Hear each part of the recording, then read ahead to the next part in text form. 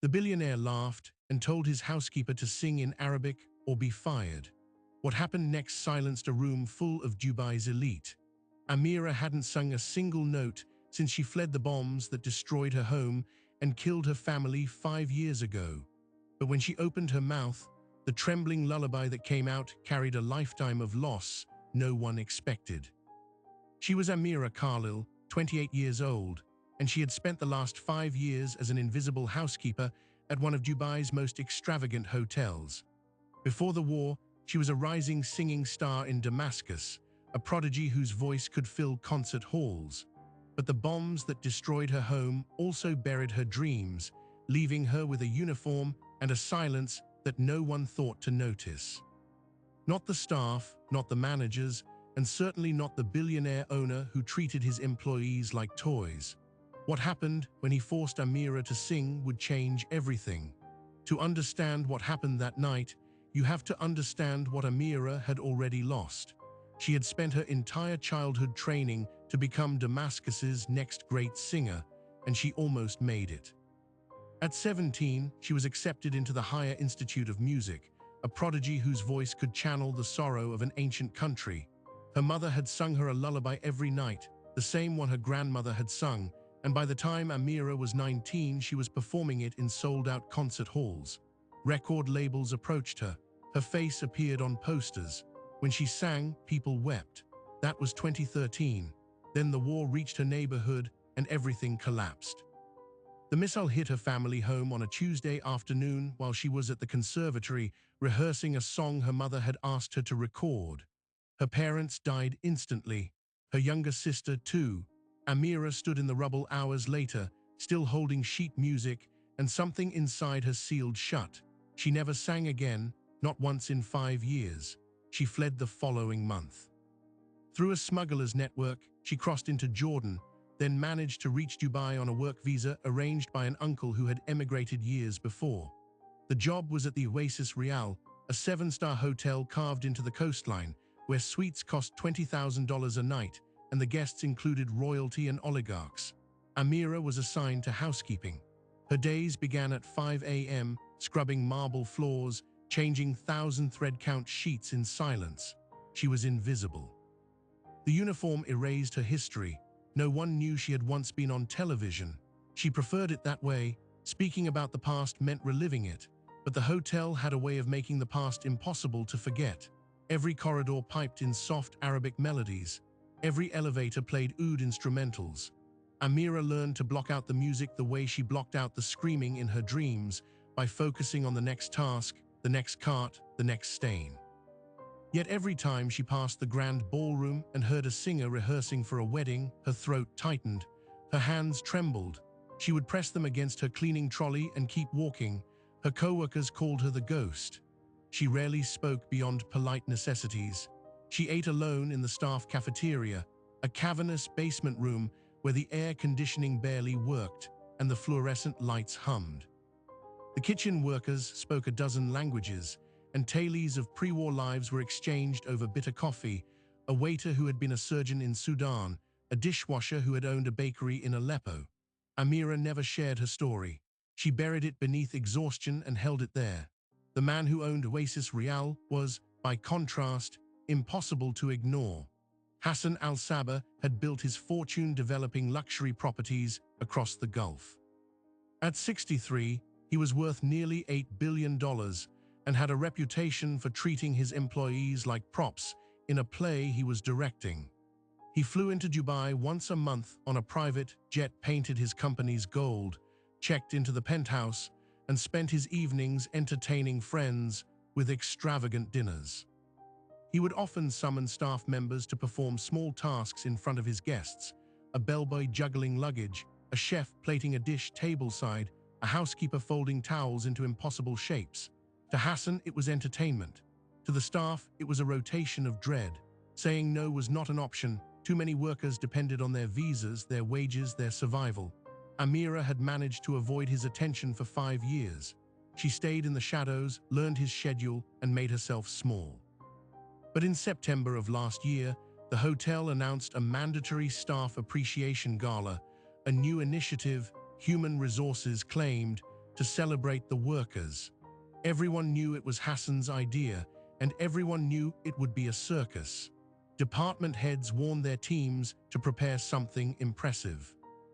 The billionaire had let it be known that he wanted hidden talents brought to light, that the night would be filled with music and dancing, and that anyone who failed to contribute might face consequences. The euphemism was paper-thin. Amira heard the announcement and felt her stomach drop. She tried to volunteer for the cleanup crew instead, but her supervisor refused. Attendance was mandatory. The following week became a slow descent into panic. She watched as colleagues rehearsed dance routines, practiced magic tricks, tuned instruments borrowed from the hotel's entertainment department. She said nothing. She still had not told anyone she could sing. The mere thought of opening her mouth to release a note sent her heart racing so violently that her vision blurred. The night of the gala arrived. The staff, 300 strong, gathered in one of the smaller ballrooms, transformed for the evening with cheap decorations and a stage that had not felt this tense since the hotel opened. Amira stood near the back, her palms slick, wearing a dress she had borrowed from a coworker that did not fit. The lights dimmed.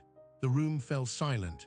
Hassan al-Sabah strode onto the stage in a suit that cost more than most of his workers would earn in a lifetime.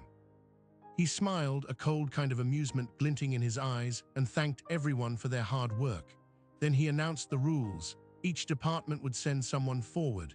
They would showcase their talent, and if anyone refused, he said they could find a new job in the morning. The room laughed nervously. Amira's blood went cold. Hassan scanned the crowd, and his gaze settled on a group of housekeepers huddled by the wall. "You," he said, pointing at someone. Then he paused. His finger shifted.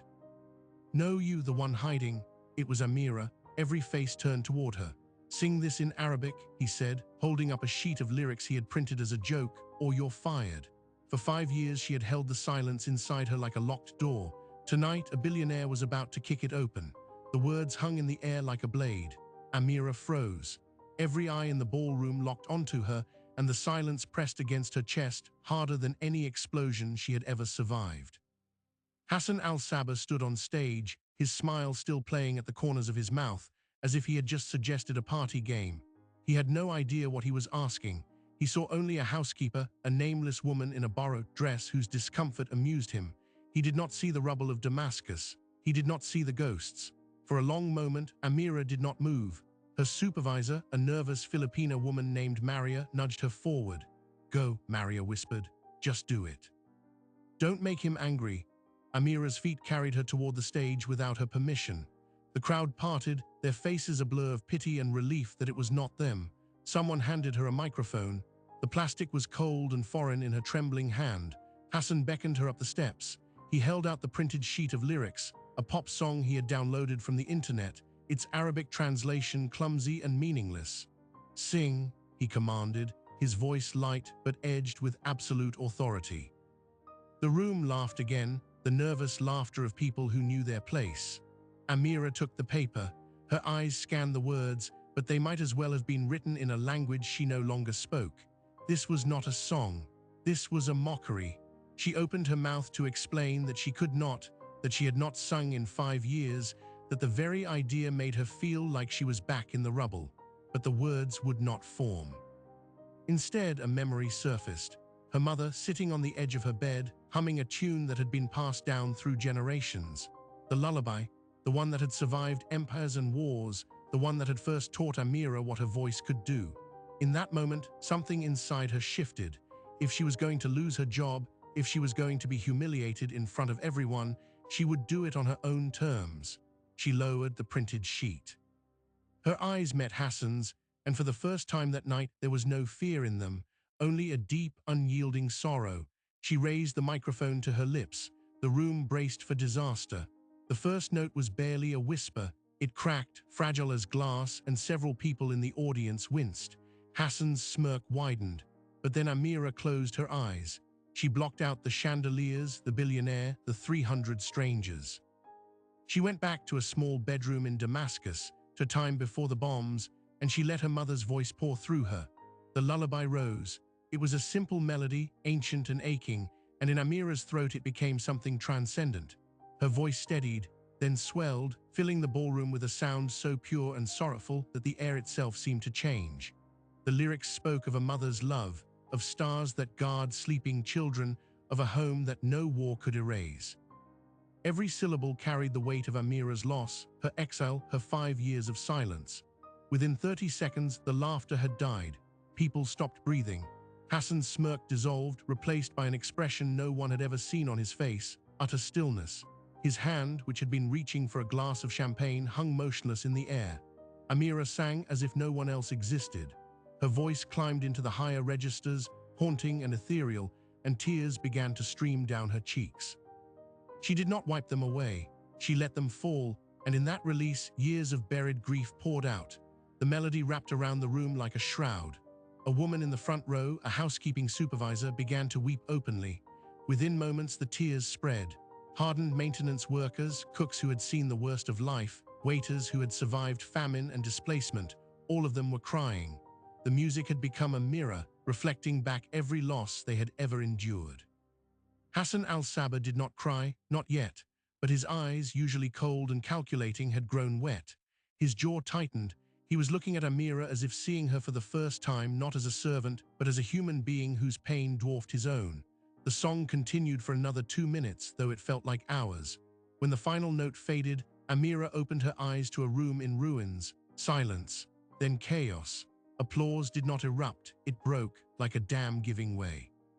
People surged to their feet, clapping, sobbing, calling out her name.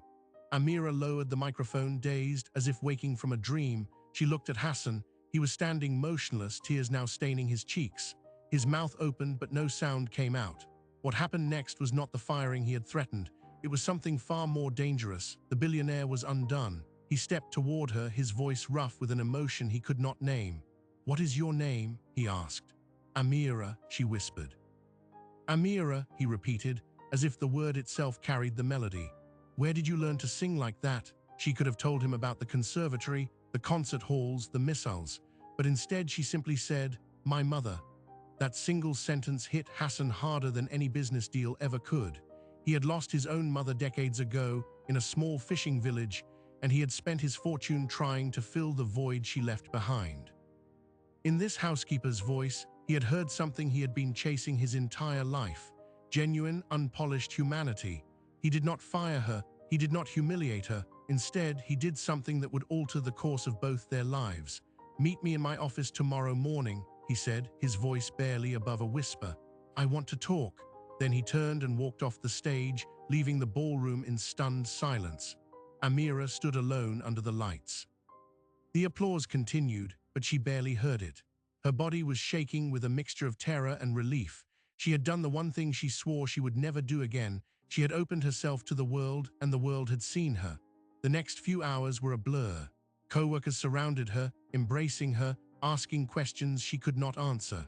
She fled to the staff locker room, locked herself in a stall, and wept until there was nothing left. By the time she returned to her small room in the staff dormitory, it was past midnight. She collapsed onto the narrow bed, exhausted beyond measure. She thought the ordeal was over. She was wrong. The next morning, her phone buzzed before dawn. A text from Maria: "Check the news." Confused, Amira opened a browser. Her breath caught. A video of her performance had been uploaded by a guest, and overnight it had accumulated 8 million views. Her face was everywhere. Arab news networks had picked it up, then international outlets. The hashtag, "the housekeeper who sang," was trending in 7 countries. Her phone began to ring, and ring, and ring. Unknown numbers, reporters, television producers, strangers from across the globe. She threw the phone onto the bed as if it were on fire. She had hidden for 5 years. In the span of a single night, her voice had shattered every wall she had built. She stared at the cracked ceiling, her heart pounding. Somewhere in the penthouse, a billionaire was also awake, making phone calls of his own. The offer he was about to make would change everything. But Amira would soon discover that the biggest threat to her survival was not war, exile, or poverty. It was fame, and it was coming for her whether she was ready or not. Within 48 hours, the video had crossed 100 million views. Amira's face was on every screen in the Arab world and beyond. News anchors called her the voice that silenced a billionaire. Talk show hosts debated whether her performance was a triumph of the human spirit or a cruel reminder of how talent is wasted on the powerless. But in the staff dormitory of the Oasis Real, Amira sat on the edge of her bed, phone buzzing continuously on the nightstand, paralyzed by a single terrifying realization. She could no longer hide. The meeting with Hassan al-Sabah was scheduled for 10 o'clock that morning. Amira arrived at the penthouse suite with her hands buried in the pockets of her only good dress, the same one she had worn to the gala. The elevator ride felt like an execution march. She expected a brief conversation, perhaps a small bonus, maybe even an apology for the humiliation. What she received was an earthquake. Hassan's penthouse was a monument to excess. Floor-to-ceiling windows framed the Persian Gulf, its turquoise waters glittering under the morning sun. Art that belonged in museums hung on the walls. A grand piano, sleek and black, dominated the center of the living room. Hassan sat behind a marble desk, but when Amira entered, he rose immediately and gestured toward two armchairs by the window. He served the tea himself, a gesture that stunned her more than any threat ever could. "I have not been able to sleep," he began, his voice stripped of the arrogance she had witnessed on stage. "Your voice, I have heard many singers. I have paid fortunes for private concerts, but nothing has ever done to me what you did in that ballroom." He paused, struggling to find words. "Tell me your story, please." And so she did. For the first time since fleeing Syria, Amira spoke about everything: the conservatory, the concerts, the missile, the rubble, the silence. She told him about her mother, about the lullaby that had been the last thread connecting her to a life that no longer existed. Hassan listened without interrupting, and when she finished, his eyes glistened with tears. He looked at her not as a housekeeper, not as a charity case, but as something far more unexpected and equal. "I want to fund your music education," he said. "Not here in the hotel, I mean properly. The best vocal coaches in Europe, a recording contract, a platform. You have a gift that the world needs to hear, Amira, and I have the resources to make that happen." Amira stared at him, convinced she had misunderstood. "Why would you do that? You do not know me." Hassan leaned forward. "When my mother died, I was 18. She was a singer too, though she never had the chance to pursue it. She sacrificed everything so that I could build this empire. Every day since she passed, I have looked for a way to honor her memory. Your voice, it sounded like hers. It sounded like home." The offer was a miracle. Everything Amira had lost, the dream, the identity, the art, was being handed back to her on a silver platter. But fear is a stubborn poison. She heard the offer, and instead of joy, she felt the cold grip of panic. To sing again publicly, to step into the spotlight, would mean exposing herself to the world in ways she had avoided for 5 years. The war had taught her that visibility was dangerous. The people who had killed her family were still out there. What if her fame put the remaining members of her family at risk? What if it alerted the authorities who had once targeted her father for his political activism? She asked for time to think. Hassan agreed, though the disappointment in his expression was unmistakable. As she left the penthouse, a new thought crept into her mind, dark and unwelcome. What if the billionaire's generosity was not as pure as it seemed? What if she was just another investment, another asset to be polished and paraded before his wealthy friends? She had worked in luxury hotels long enough to know that the rich rarely did anything without expecting a return. Those doubts would soon be amplified by forces she could never have anticipated. The media storm intensified with terrifying speed. By the end of the week, every major news outlet in the Middle East had run segments on the singing housekeeper. International outlets followed. CNN sent a crew to Dubai. The BBC requested an interview. Amira's name was trending alongside world leaders and entertainment icons. But fame, she quickly learned, cuts both ways. The first sign of trouble came in the form of an anonymous email sent to the hotel's general manager. It accused Amira of fabricating her story. "She is not a refugee," the message claimed. "She is an actress hired to create viral content." The billionaire orchestrated the entire thing as a publicity stunt. Within hours, the accusation had leaked to social media. Skepticism spread like a virus. A prominent Syrian activist, someone Amira had never met, posted a video questioning her authenticity. "Where is the proof?" he demanded. "Where are the documents, the photographs? Or is this just another Gulf billionaire laundering his reputation on the back of a fake sob story? Amira watched the video in the staff cafeteria, her breakfast untouched. The faces around her had changed. Yesterday she was a hero. Today she was a potential fraud. The truth did not seem to matter. The internet had already made up its mind. Then came the second blow, far more personal and infinitely more dangerous. Her uncle, the man who had arranged her visa and sheltered her upon arrival in Dubai, called her in a panic. "They are digging into your past," he said, his voice shaking. "Reporters have contacted people in Damascus. They are asking about your father, about his political work. Amira, if they dig too deeply, the regime will notice. They will come after us, after the family." Amira felt the floor give way beneath her. Her father had been a journalist who wrote articles critical of the Syrian government. It was the reason they had been targeted, the reason the missile had found their home. She had fled not only war, but persecution. Her refugee status depended on the world believing she was just another victim of conflict, not the daughter of a dissident. If that truth emerged, the Syrian regime could pressure the UAE to deport her, and if she returned to Syria, she would almost certainly be imprisoned or worse. The billionaire's offer, which had seemed like a gift from heaven, now looked like a trap. Accepting it would keep her in the public eye, where the scrutiny would only intensify. Refusing it would mean returning to invisibility, scrubbing floors for the rest of her life, safe but silenced. She was caught between two impossible choices, and every passing hour brought new threats. Hassan al-Sabah, meanwhile, was facing his own reckoning. The viral video had drawn attention not only to Amira, but to the labor practices of his hotel empire. Human rights organizations, long critical of the treatment of migrant workers in the Gulf, seized on the moment. "A billionaire exploiting a refugee for entertainment," one headline read. "The dark side of Dubai's hospitality industry." Activists demanded investigations. Shareholders expressed concern. Hassan's public relations team worked around the clock to contain the damage. But instead of retreating, Hassan did something unexpected. He held a press conference. Standing before a room full of journalists, he apologized publicly for his behavior at the gala. "I treated a human being like a prop," he said, his voice uncharacteristically humble. "That was wrong. Amira's voice is not a party trick. It is a treasure, and I intend to spend the rest of my life ensuring it is treated as such." He then announced the creation of a foundation dedicated to supporting refugee artists with an initial endowment of $50 million. Amira would be its first beneficiary if she chose to accept. The press conference transformed the narrative. The billionaire who had humiliated a housekeeper was now the man willing to lose face to correct his mistake. But for Amira, the announcement raised the stakes even higher. She was no longer just a singer, she was a symbol. The foundation's success would depend on her participation.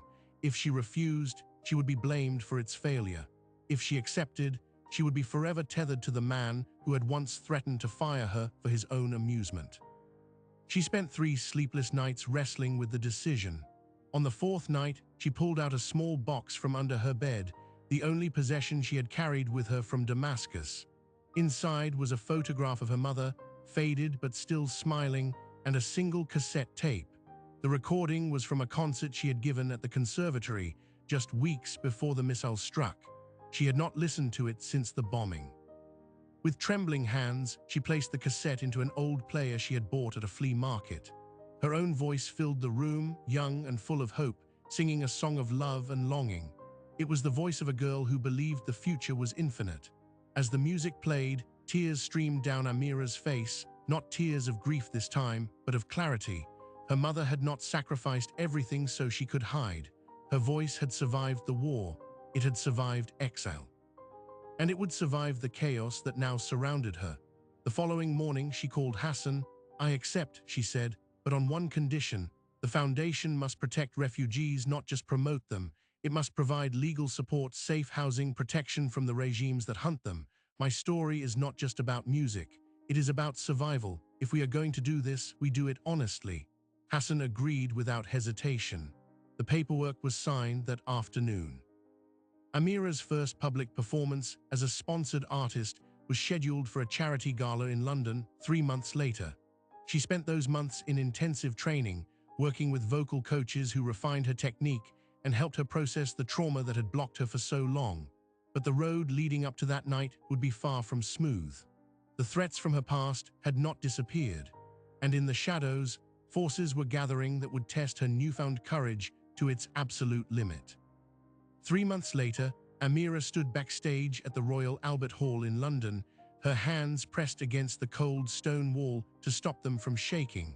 The charity gala was sold out. 5,000 people filled the seats, and millions more were watching the live broadcast. She could hear the murmur of the crowd, a low rumble that vibrated through the ancient building like thunder.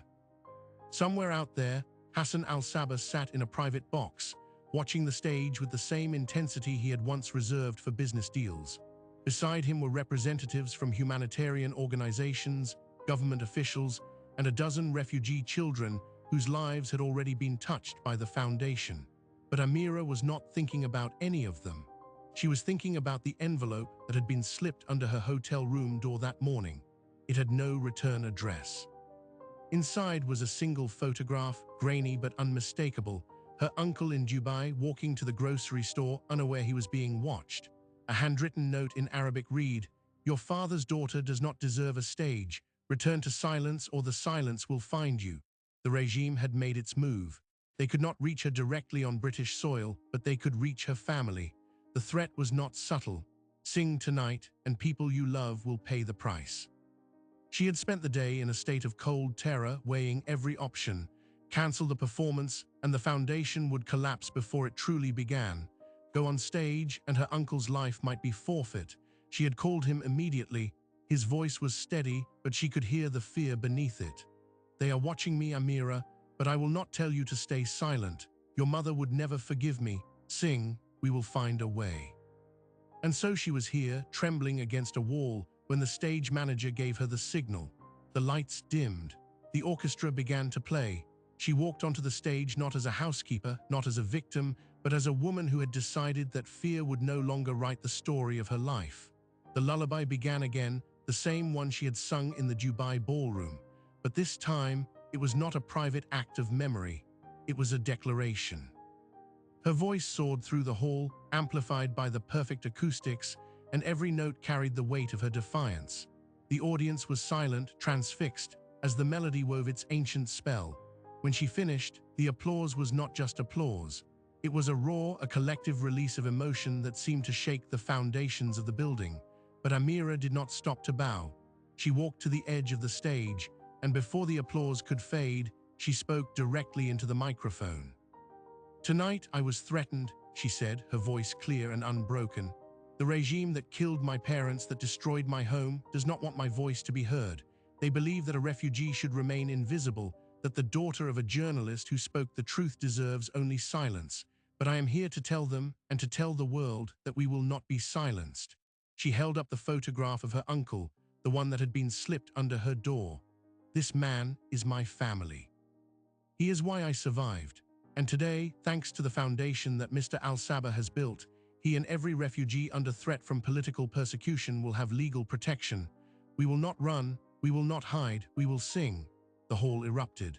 Hassan al-Sabah rose to his feet, and beside him, the refugee children did the same. The moment was broadcast live across the globe. Within hours, governments that had previously ignored Syrian dissidents issued statements of support. The photograph and the threat became evidence in an international investigation.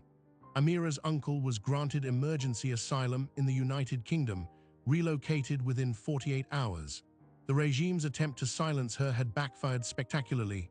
In the weeks that followed, the Al-Sabah Foundation for Refugee Artists established legal aid offices in 5 countries.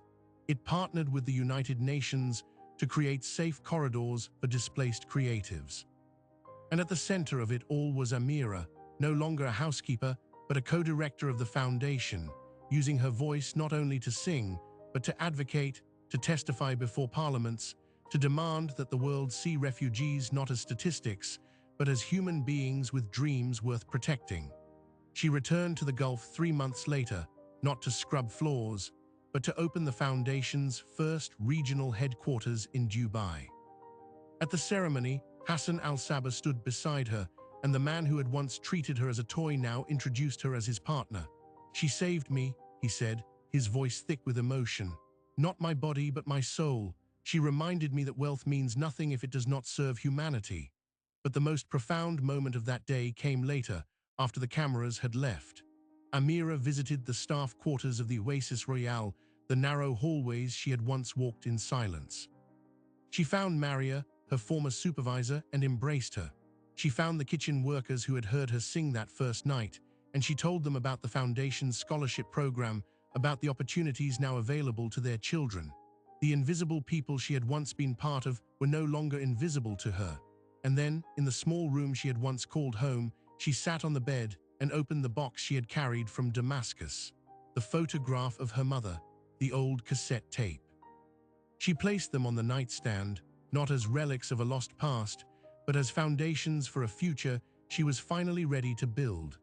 The lullaby that had started it all would go on to be recorded professionally, its proceeds funding classrooms in refugee camps across the Middle East.